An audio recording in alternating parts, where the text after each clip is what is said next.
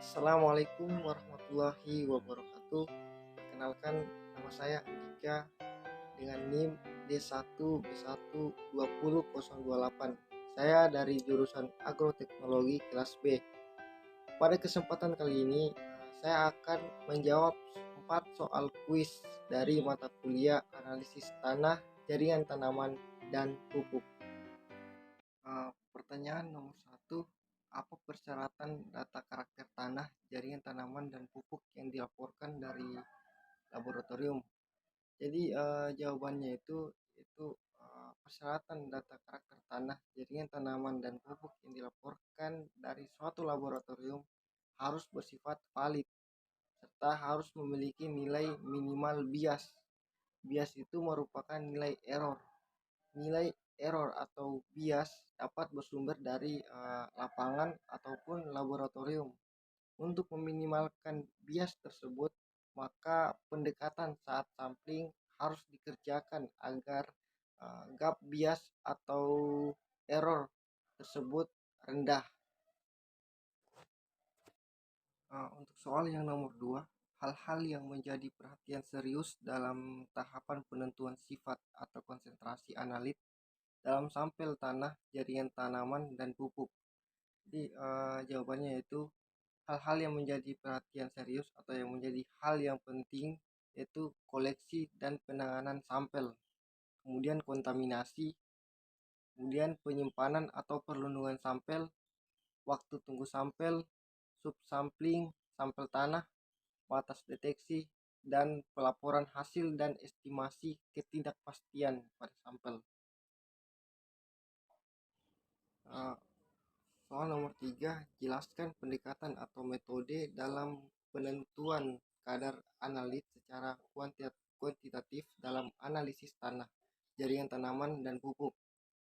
Jadi pendekatan atau metode dalam penentuan kadar analit secara kuantitatif yaitu dengan menggunakan gravimetri, titrimetri, analisis kolorimetri, spektrofotometri, dan atomic absorption spektroskopi. Nah, untuk gravimetri merupakan seperangkat metode yang digunakan untuk penentuan kuantitatif analit, yaitu berupa bentuk padat, cair, ataupun ion berdasarkan masanya. Kemudian titrimetri. Larutan titrimetri digunakan untuk konversi kimia yang pasti dan lengkap dengan bahan yang akan diukur.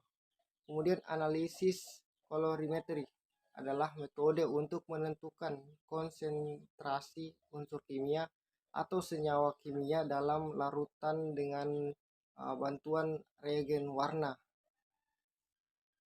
Kemudian spektrofotometri menggunakan berkas cahaya yang melewati sampel dan setiap senyawa dalam larutan menyerap atau mentransmisikan cahaya pada panjang gelombang tertentu, serta atomic absorption spektroskopi merupakan metode analisis yang digunakan untuk menghitung kuantitatif dari unsur-unsur logam dan metaloid.